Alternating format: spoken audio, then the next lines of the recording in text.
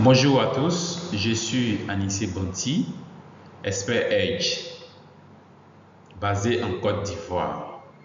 Alors, j'ai fait cette petite vidéo pour orienter tous ceux ou toutes celles qui souhaiteraient optimiser leur préparation à la certification Edge.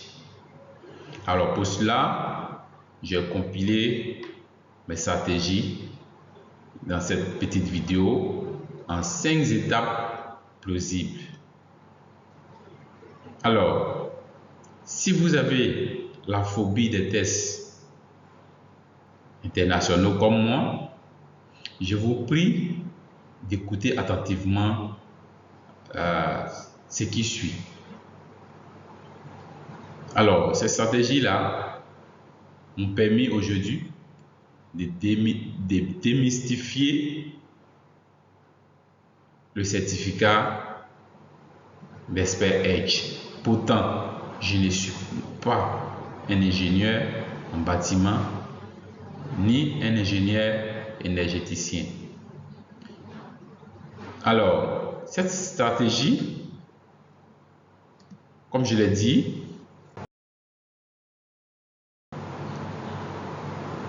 en première étape, consiste à quoi?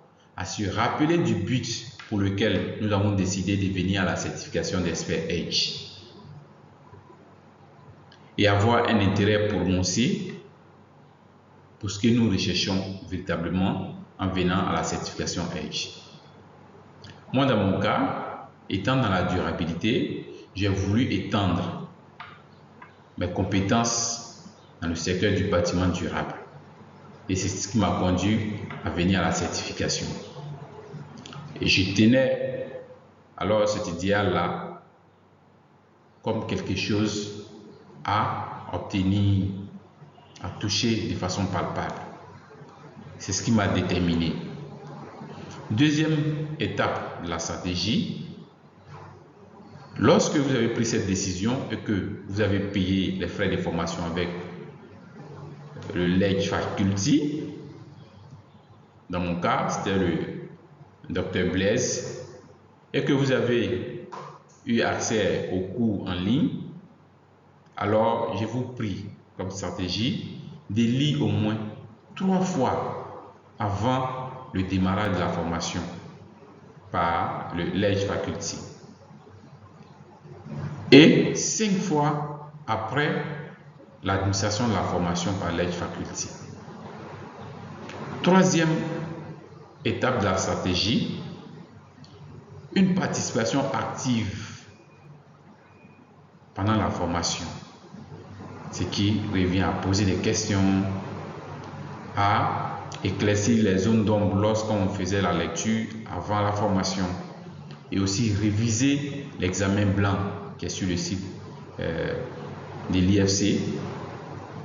Vous savez, l'examen Edge très souvent se décline ou porte sur le processus de certification, le rôle et responsabilité des parties prenantes, c'est-à-dire les experts Edge, les certificateurs, les auditeurs, et le logiciel, les conditions du marché local. Vous allez rencontrer des questions sur l'énergie virtuelle et autres.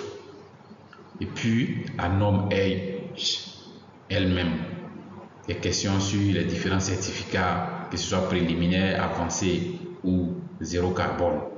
Donc il est vraiment recommandé de participer activement à la formation en posant des questions et en révisant l'examen blanc.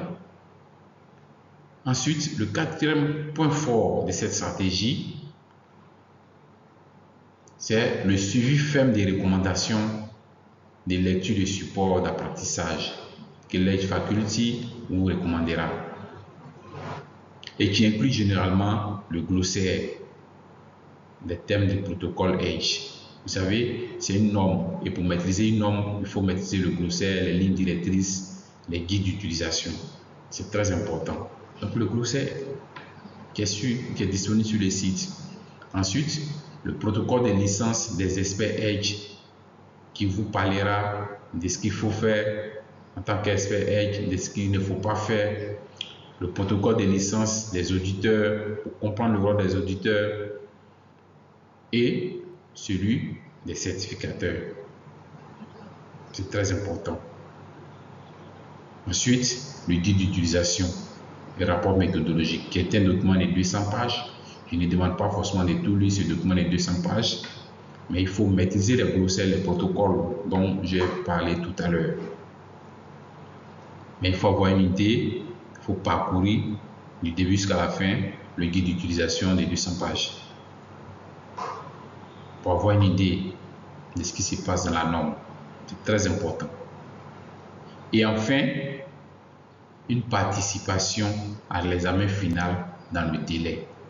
Alors, lorsque vous avez participé à la formation et que vous avez signalé à l'Edge Faculty que vous êtes prêt pour prendre l'examen Edge, il faut vraiment faire un effort pour prendre l'examen dans le délai. C'est très important pour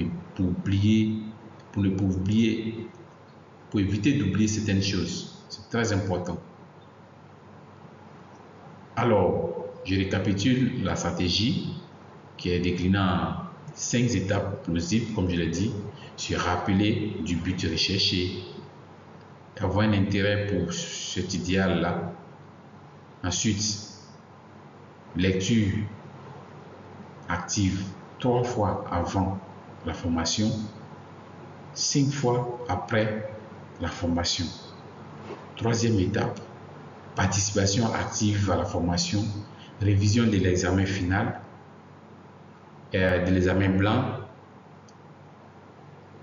Et quatrième point fort, la stratégie, suivi des recommandations et lecture des supports d'apprentissage. Et enfin, participation à l'examen final dans le délai. Donc voilà un peu ce que j'ai suivi, que j'ai pratiqué et qui m'a permis aujourd'hui de démystifier alors l'accréditation d'Expert Edge.